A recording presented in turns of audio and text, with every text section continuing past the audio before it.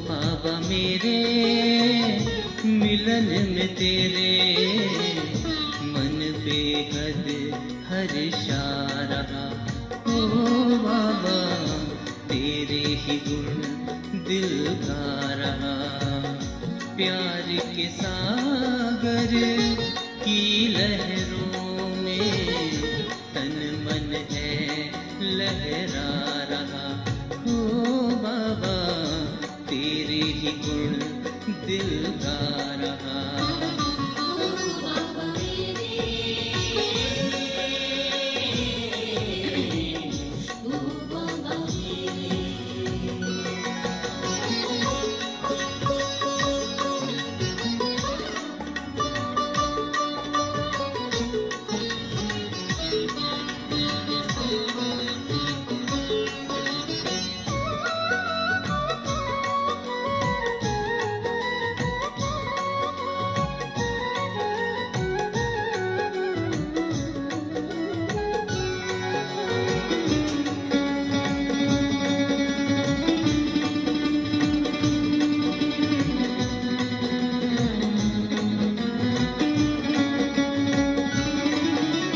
दृष्टि मिली रूहानी है, सृष्टि बनी सुहानी है।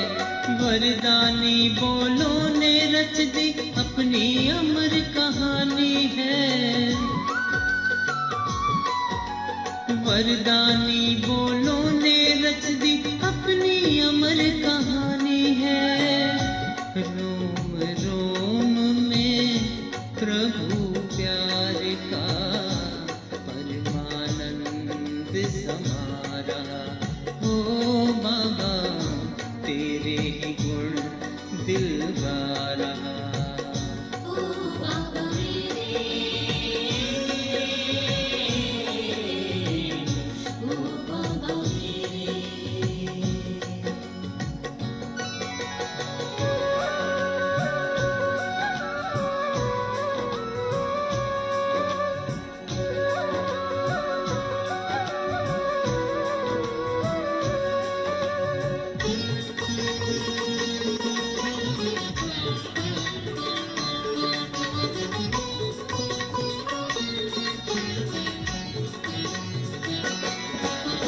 ज्ञान के नैन अनोखे हैं, मैना बने झरोखे हैं। सोने के निग मायावी देना सकते धोखे हैं। सोने के मृग मायावी देना सकते धोखे हैं। कितना प्यारा नैन नजारा नवयुग का दिखला रहा। ओ बाबा तेरे ही गुण दिल गा रहा।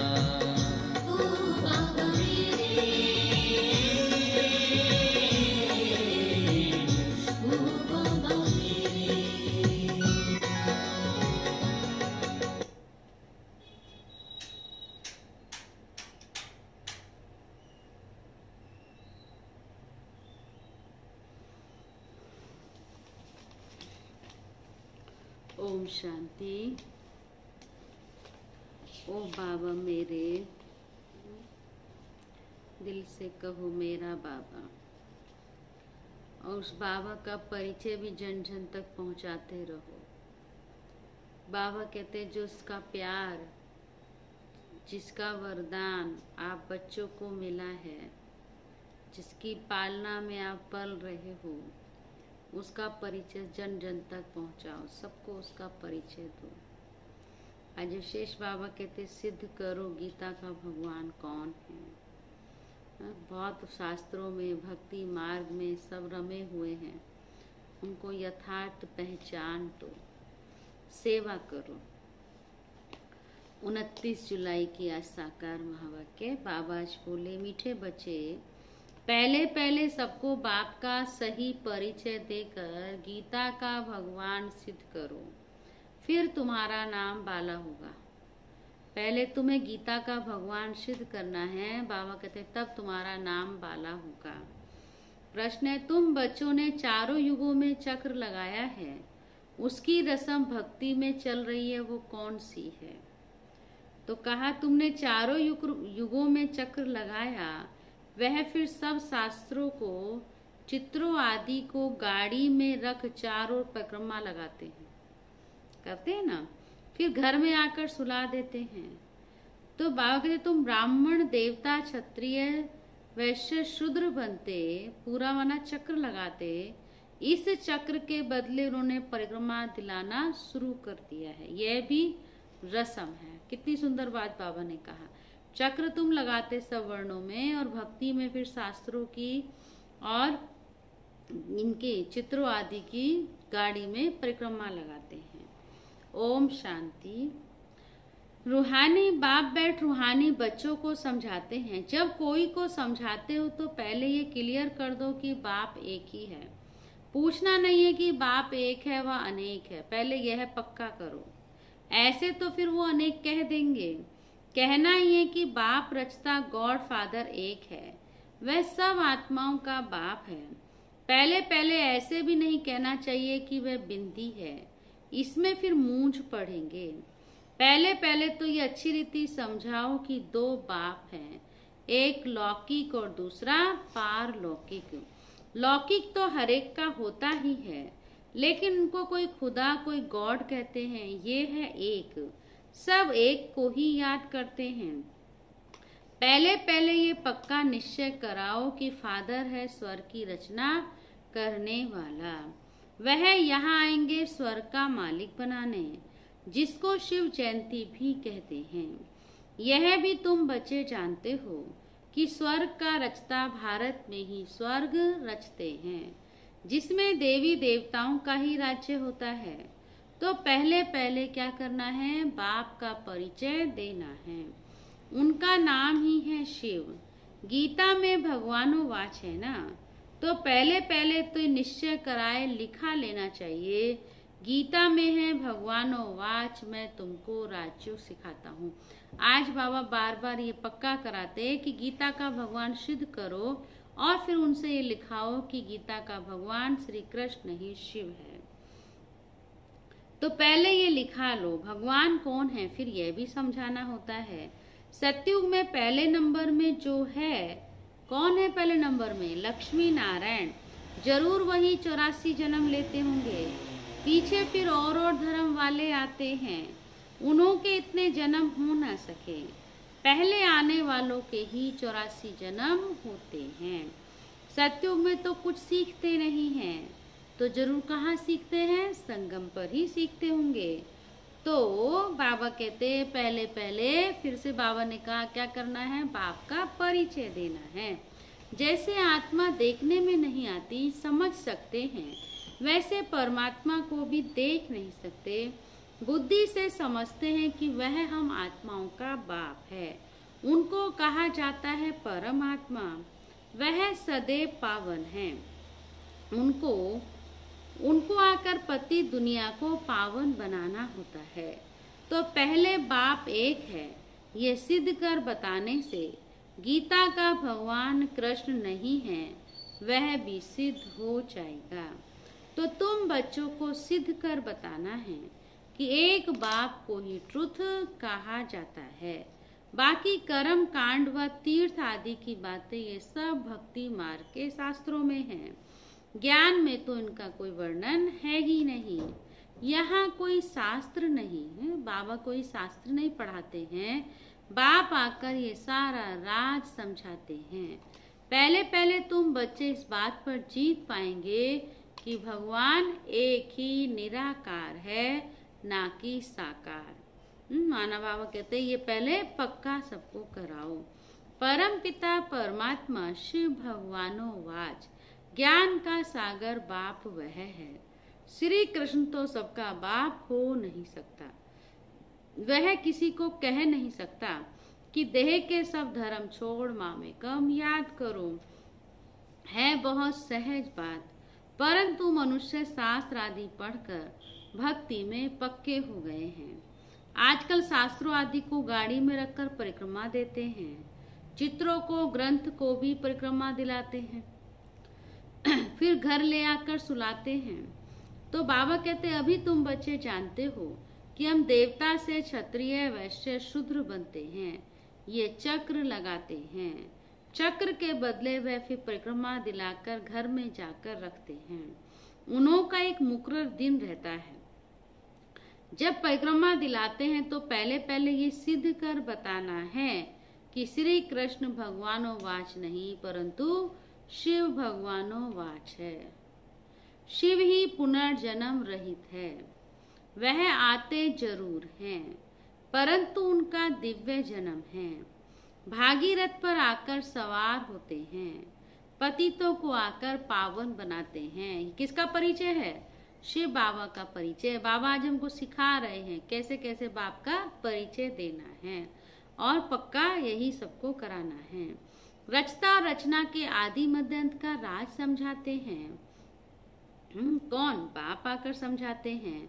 तो बाबा कहते जो नॉलेज और कोई नहीं जानते हैं, बाप को ही आकर अपना परिचय देना है। मुख्य बात है ही बाप के परिचय की। वही गीता का भगवान है। यह तुम सिद्ध कर बताएंगे तो तुम्हारा नाम वाला बहुत हो जाएगा। तो ऐसा पर्चा बनाकर उसमें चित्र आदि भी लगाकर फिर एरोप्लेन से गिराने चाहिए। ऐसे सेवा करें। बाप मुख्य मुख्य बातें समझाते रहते हैं। तुम्हारी मुख्य एक बात में जीत हुई तो बस तुमने जीत पाली। सुना?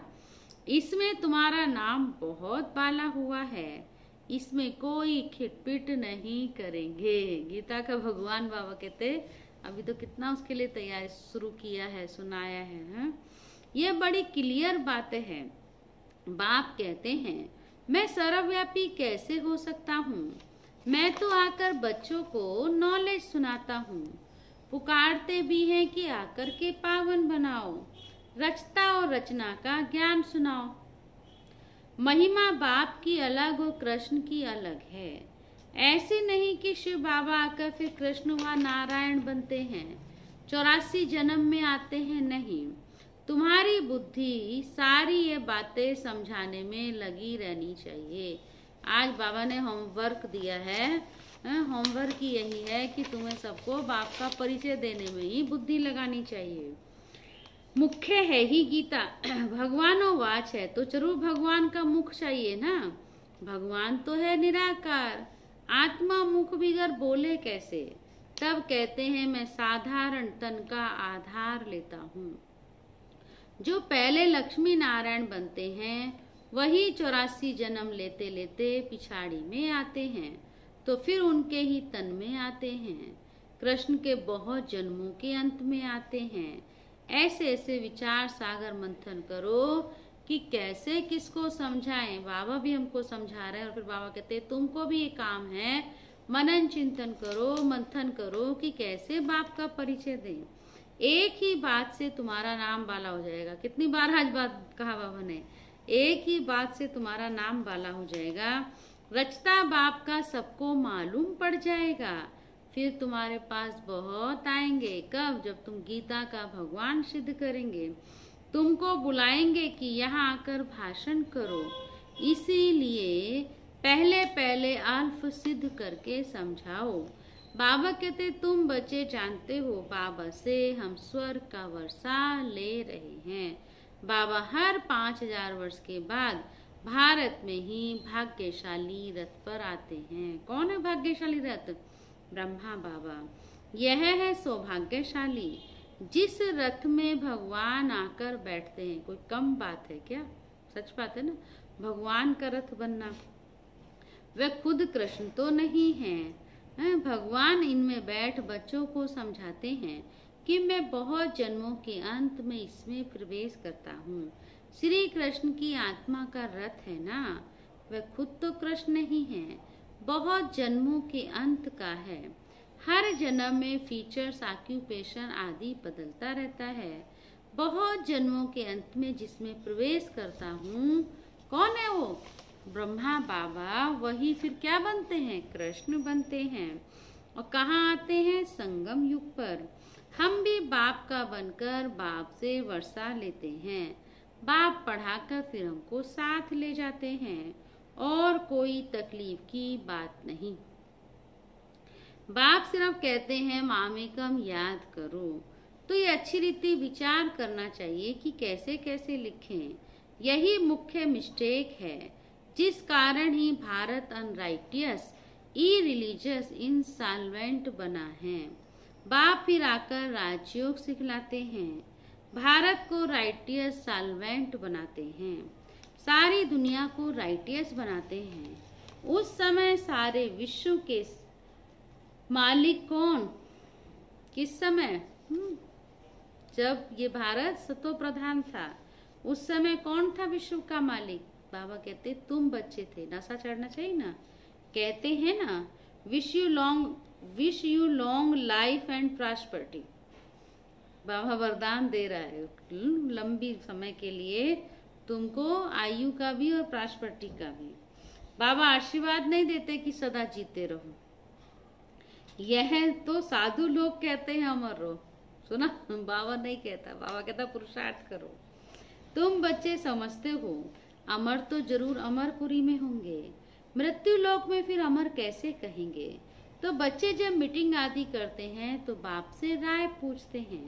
बाबा एडवांस राय देते हैं। सब अपनी अपनी राय लिखकर भेजें, फिर भले इकट्ठे भी हों। राय तो मुरली में लिखने से सबके पास पहुंच सकती है। मीटिंग आदि होती है ना, सेवा की प्लानिंग करते हैं तो बाबा कहते हैं सेवा की प्लानिंग में सब अपनी अपनी राय लिखो, फिर बाबा बताएगा क्या करना है। फिर मुरली में बाबा भेज देता है। 2-3 हजार खर्चा बच जाए अलग से लिखने की बजाय, बाबा कहते मुरली में भेज दें। इन 2-3 हजार से तो 2-3 सेंटर खोल सकते हैं। देखो क्या बाबा कहाँ कहाँ से कैसे बचत करके और फिर कहाँ लगाना है, सेवा सेंटर खोलने में। गांव गांव में जाना चाहिए चित्र आदि लेकर के। तो तुम बच्चों का जास्ती इंटरेस्ट सूक्ष्म वतन की बातों में नहीं होना चाहिए। तो किस में होना चाहिए? आज बाबा कहता बाबा का संदेश देने में, गीता का भगवान सिद्ध करने में।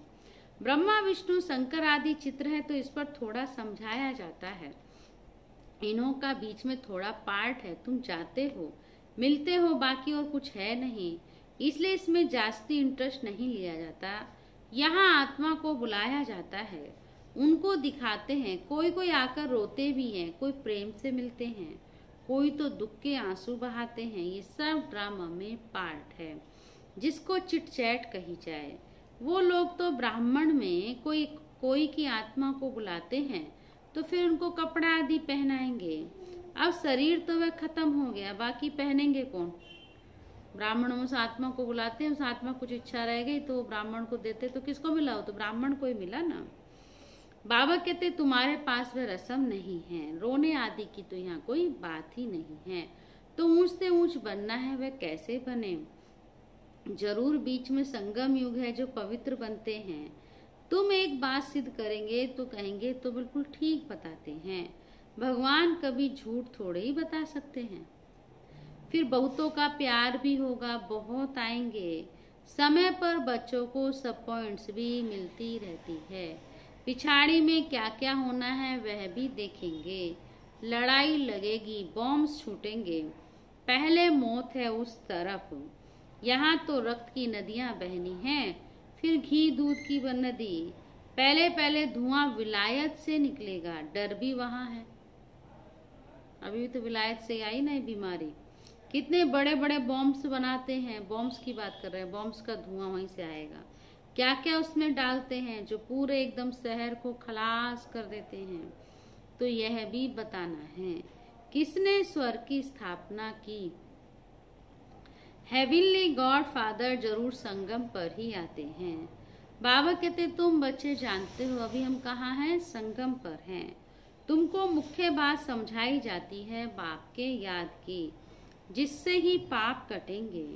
भगवान जब आया था तो कहा था कि मामेकम याद करो तो तुम सतो प्रधान बन जाएंगे, मुक्ति धाम में चले जाएंगे। फिर पहले से लेकर चक्र रिपीट होगा। डिटीज इस्लामी बुद्धि, तुम स्टूडेंट की बुद्धि में ये सारी नॉलेज अच्छी रीति होनी चाहिए ना। खुशी रहती है कि हम कितनी कमाई करते हैं, ये अमर कथा अमर बाबा तुमको सुनाते हैं। तुम्हारे अनेक नाम रख दिए हैं। मुख्य पहले पहले डिटीज, फिर सबकी वृद्धि होते होते झाड़ बढ़ता जाता है। अनेकानेक धर्म अनेक मतें हो जाती हैं। ये एक धर्म एक श्रीमत से स्थापन होता है। द्वैत की यहाँ बात नहीं। बाबा कहते हैं रूहानी नॉलेज कौन समझाते हैं? रूहानी बाप बैठ समझाते हैं। तो तुम बच्चों को खुशी में भी रहना चाहिए। कौन पढ़ाते हमको? भगवान बाप पढ़ाते हैं। तुमको बाप पढ़ाते हैं, तुम अनुभव से कहते हो, तो ये शुद्ध अहंकार रहना चाहिए कि भगवान हमको पढ़ा रहे हैं और क्या चाहिए। जबकि हम विश्व के मालिक बनते हैं तो खुशी क्यों नहीं रहती? यह निश्चय में कहाँ संशय है? बाप में संशय नहीं लाना चाहिए। माया संशय में लाकर भुला देती है। बाबा ने समझाया है माया आंखों द्वारा बहुत धोखा देती है। अच्छी चीज देखेंगे तो दिल बित करेगी खाएं। आंखों से देखते हैं तब क्रोध आता है मारने के लिए। देखे ही नहीं तो मारे कैसे? इसलिए बाबा कहते हैं इन आंखों की बड़ी संभाल करो। आंखों से देखते हैं तब लोभ मोह भी होता है। मुख्य धोखा देने वाली है आंखें। इन पर पूरी नजर रखनी चाहिए। आत्मा को ज्ञान मिलता है तो फिर क्रिमिनल पना छूट जाता है। ऐसे भी नहीं है आंखों को निकाल देना है। सूरदास जी ने आंखें निकाल दी तो बाबा कहते हैं आपको ऐसा सूरदास जी नहीं बनना है। तुम्हें तो क्रिमिनलाई को सिविलाइज बनाना है। इस पर मेहनत करनी है।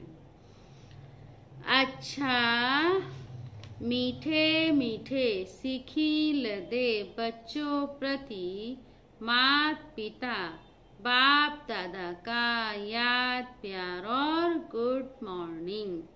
रूहानी बाप की रूहानी बच्चों को नमस्ते।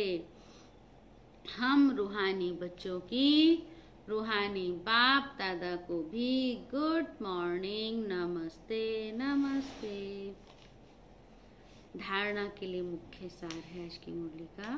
सदा इसी नशे व खुशी में रहना है कि हमको भगवान पढ़ाते हैं। किसी भी बात में संशय नहीं होना है। शुद्ध अहंकार रखना है। सेकंड पॉइंट, सूक्ष्म वतन की बातों में ज्यादा इंटरेस्ट नहीं रखना है। आत्मा को सतो प्रधान बनाने का पूरा पूरा पुरुषार्थ करना है। आपस में राय कर सबको बाप की सही पहचान देनी है। आपस में राय कर सबको बाप की सही पहचान देनी है। वरदान है आज का, संगम युग के महत्व को जान। संगम युग के महत्व को जान। एक का अनगिनत बार पाठ एक का अनगिनत बार रिटर्न प्राप्त करने वाले सर्व प्राप्ति संपन्न भव। संगम युग पर बाप दादा का वायदा है 1-2 लाख लो। जैसे सर्वश्रेष्ठ समय, सर्वश्रेष्ठ जन्म, सर्वश्रेष्ठ टाइटल इस समय के हैं, वैसे सर्व प्राप्तियों का अनुभव अभी ही होता है। अभी एक का सिर्फ लाख गुना नहीं मिलता, लेकिन जब चाहो, जैसे चाहो, जो चाहो, बाप सर्वेंट रूप में बांधे हुए हैं। एक का अनगिनत बार रिटर्न मिल जाता है, क्योंकि वर्तमान समय वरदाता ही आपका है। जब बीज आपके हाथ में है तो बीज द्वारा जो चाहो वह सेकंड में लेकर सर्व प्राप्तियों से संपन्न बन सकते हो। स्लोगन है, कैसी भी परिस्थिति हो, परिस्थिति चली जाए लेकिन खुशी नहीं जाए। बहुत अच्छा स्लोगन दिया बाबा ने। कैसी भी परिस्थिति हो, परिस्थिति चली जाए लेकिन खुशी ना जाए। दादी कहती शरीर चला जाए लेकिन खुशी नहीं जाए। खुशी जैसी खुराक नहीं, सदा खुशी में रहना है और सबको खुश करना है। खुशी वाला जीवन बाबा ने हमको दिया है, इसलिए इस खुशी को गंवाना नहीं है, कमाना है। ठीक है, ओके। ओम शांति। चलो बाबा की याद में बैठेंगे।